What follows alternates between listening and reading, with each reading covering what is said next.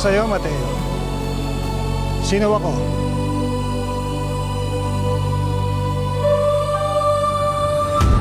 Ano nangyari kay Pepe?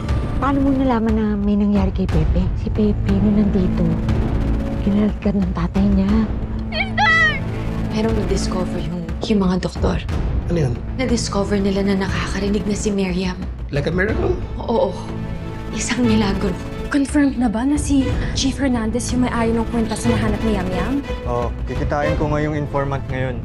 Baka ito na yung magtuturo sa totoong mastermind. Taas mo kamay mo. Sister Becca?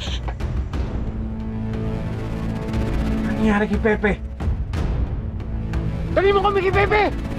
Tama ka sa hinala mo tungkol kay Pepe. Ikaw lang makakatulong sa kanya ngayon. Siya ang bago mong misyon.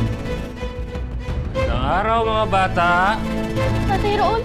Isipin mo na kung anong gusto mong isipin sa akin. Pero hindi ko gusto mapahamak ang anak ko. Mahal ko si Pepe at ayoko mawala siya sa akin. Kalma ka, Pepe! Kalma, Pepe! Isama niyo ako!